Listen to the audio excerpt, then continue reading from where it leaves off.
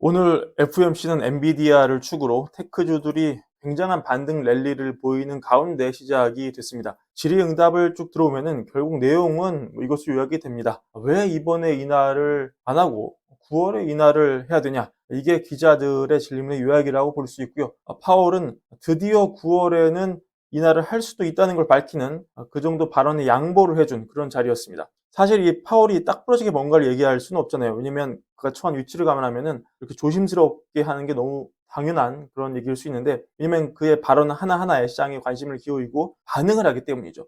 그래서 기본적으로는 신중했어요. 반언 좀 요약하면 연준이 9월 포함해서 몇 차례 금리를 인하할 수도 있고 반대로 인하하지 않을 수도 있다. 모든 것은 데이터에 달려 있다. 뭐 이런 얘기도 하고요. 향후 회의에 대해서는 어떤 결정도 내려지지 않았다. 이런 얘기 사실 파월이 그동안 계속 해왔던 얘기들이죠.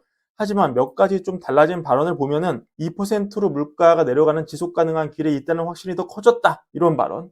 과거에는 인플레가 중요했지만 지금 PCE 기준 헤드라인 2.5, 코 2.6까지 내려왔기 때문에 이제는 노동 데이터를 더 봐야 할 때다. 노동시장은 점점 정상화의 길로 가고 있다. 인플레에 대해 우리의 할 일이 완전히 끝나지 않았지만 우리는 제한적인 금리 수준을 완화하기 시작할 여력이 있다. 이런 얘기를 했습니다. 또 금리 인하 시기가 다가오고 있다. 뭐 이런 발언들은 시장에서 파월을 오늘 비둘기로 평가하는 데 충분한 근거를 줬다고 볼 수 있습니다. 시장이 오늘 파월 발언을 어떻게 평가했는지는 뭐 이거 보면 끝날 것 같은데요. 이념물 국채금리 이거 보시면 파월 발언이 이어지는 내내 그 이후에도 금리가 급락을 해서 전일 대비 10bp 정도 하락을 했습니다. 5년물 금리를 보시면은 이제 많이 내려가가지고 이제 어느덧 4%를 밑도는 그런 모습 보실 수가 있고요. 오늘 파월의 발언으로 확실하게 금리 인하가 가까워졌다고 시장이 판단을 했다. 이렇게 볼 수 있는 부분이고, 그러면 오늘처럼 사실 이 금리 인하에 대해서 시장의 인식이 단 하루만이라도 원사이드로 쏠리기가 쉽지가 않잖아요. 파월이 맨날 발언하는 게 아니지 않습니까? 그러면 파월 발언 동안 증시가 어떻게 움직였냐? 그 방향성을 잘 봐야 되는데 약간의 상반된 지표가 나와서 오늘 좀 흥미롭습니다. 일단 사실 파월 발언 전에도 이미 증시가 다 오른 상황이기 때문에 장중 움직임을 좀 봐야 되는데 가장 유의미한 움직임을 보여준 게 사실은 러셀 2000입니다. 오늘의 러셀 2000의 움직임은 굉장히 생각할 부분을 많이 던져주는데요. 자, 보이시죠? 이 세시를 피크로 러셀 2000이 질주합니다. 파월 발언이 이어지는 동안 그냥 엄청 올라요. 잔잔하게 오르다가 막 급등합니다. 금리 인하가 9월에 가시화될 거라는 기대가 시장에 널리 퍼지니까 막 올라가는 거죠. 주요 4대 지수 중에 러셀 2000만 이런 움직임을 이 시간대에 보여줬습니다. 반면에 나스닥 보시면은 원래 많이 뭐 올랐지만 장 초반부터 원래 올라 있던 거거든요. 이 셋이 피크로 뭐 많이 올라가는 그런 모습이 잘 관측이 되지 않아요. 그러니까 톱니가 강조하는 이 금리 인하 국면에 러셀 2000이 주목받을 수 있다. 금리 인하가 강조되는 시기에 러셀 2000 상승폭이 가장 클 수 있다. 이 얘기가 일단 시장이 그렇게 움직여줄 수 있겠다. 우리가 가능성은 확인한 셈입니다. 근데 곧바로 이 금리 인하 기대감을 올랐던 러셀 2000이 바로 상승분을 반납을 해서 다시 파월 발언 이전 수준으로 지수가 돌아가거든요. 그렇다면 이것은 혹시 단순히 금리 인하 하나만으로는 이 러셀 2000의 증시 질주 파워가 오래가지 않을 수 있다. 경제가 침체에 빠지지 않고 소형주까지 온기가 널리 퍼지는 시나리오가 시장의 지지를 받을지 아니면 소수 대형주 위주의 장이 좀 더 갈지 우리가 아직 시장의 진위를 파악하기가 좀 힘들다. 오늘 이렇게밖에 결론을 못 내릴 것 같습니다. 오늘 대형주의 움직임은 정말로 격렬했습니다. 엔비디아 아까 말씀드렸지만 12.8% 오르고요. 테슬라 4% 넘게 올랐습니다. 필라델피아 반도체 지수도 7% 올랐습니다. 오늘 장 초반에 이 펠로시 전 하원 의장이 이분 남편 명의로 주식하는 분이죠. 지난 26일 기준으로 거래했는데 엔비디아를 추가 매수하고 마이크로소프트를 일부를 매각했다는 소식이 전해졌는데요. 펠로시 파워인지 몰라도 여튼 이 사실이 전해진 오늘 MS 주가는 그 테크주가 오르는 와중에 소폭 하락했습니다. 또 모건 스탠리가 AI 고객들의 자본 지출이 늘어나면서 수요 증가도 꾸준하고 경쟁 위협, 즉 구글 같은 회사가 엔비디아의 바로 직접적인 경쟁자가 될 수 있다는 시장 일각의 생각은 좀 과장되었다. 이런 보고서를 내면서 엔비디아를 또 토픽으로 제시했죠. 이것도 오늘 주가 상승 원인 중 하나였습니다. 결국 금리 인하는 성큼 다가왔고 제가 월걸브 시간에 여러 차례 말씀드렸지만 금리 인하보다 중요한 것은 그 배경입니다. 금리 인하가 침체를 동반한다면 S&P 500 기준으로 봤을 때 증시 별 재미를 보지 못했습니다.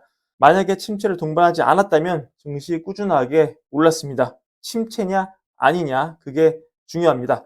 그리고 오늘 파월 발언 중에 몇 가지만 더 정리를 해드리자면 한 번에 50bp 인하 가능성이 있느냐 묻는 기자 질문에는 고개를 이렇게 가로저으며 아니라고 했습니다.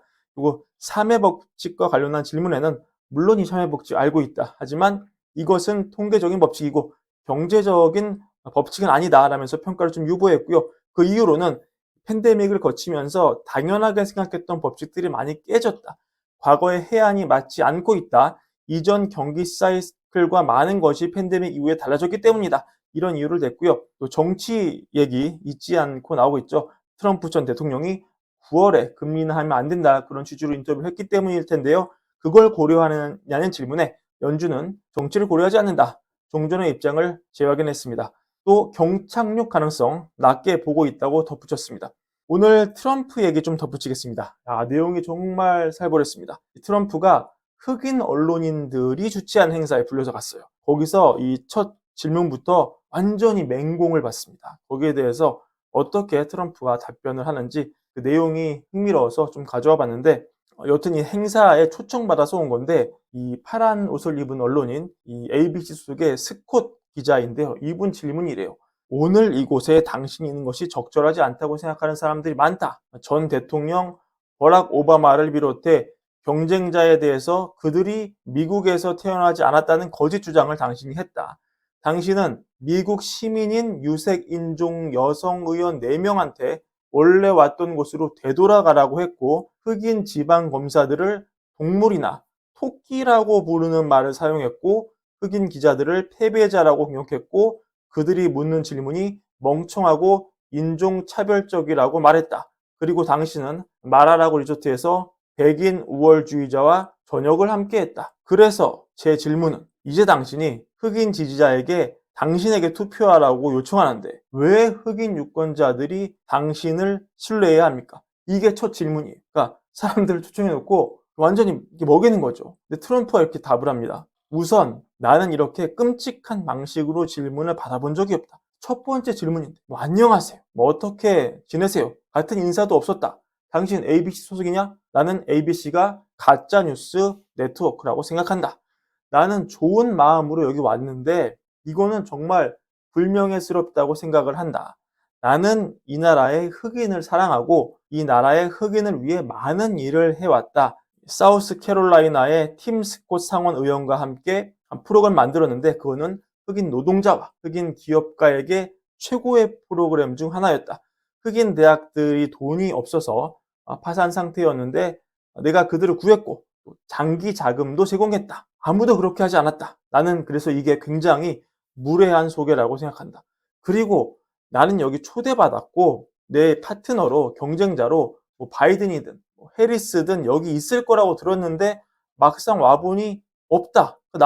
당신은 나를 거짓된 이 상황으로 속여서 초대를 했다. 그리고 줌으로 이렇게 얘기를 할 수 있다고 했는데 줌으로도 안 했다. 안 왔다. 해리스가 안 왔다. 그리고 30분 당신 늦지 않았냐. 나는 당신을 존중하기 때문에 늦지 않았는데 너는 늦었다. 그래서 나는 이게 굉장히 불쾌한 질문이라고 생각하고 나는 흑인을 위해 에이브러함 링컨 이후 최고의 대통령이라 생각한다. 이렇게 답을 합니다. 이 트럼프를 먹이려는 흑인 언론인 스콧의 의도가 성공했는지 여부는 알 수 없지만 여튼 이 해리스의 등판 이후에 흑인들의 표심이 상당히 해리스로 넘어갈 수 있겠구나. 지금 흑인 언론인 행사에 초대받은 트럼프에게 이렇게 첫 질문을 쏴준 걸 보면은 해리스로 대동단결하는 흑인의 결집력이 조금 나오겠구나. 이런 걸 상징적으로 보여주는 그런 인터뷰의 첫 서두가 아니었느냐. 이런 모습, 이런 단편적인 모습이 어찌 보면 미국의 지금 모습을 정확하게 보여주는 것 같아서 가져와 봤습니다. 도움이 되었으면 좋겠습니다. 오늘 준비한 불연배 영상은 여기까지고요. 월걸브 구독과 좋아요도 함께 부탁드립니다. 감사합니다.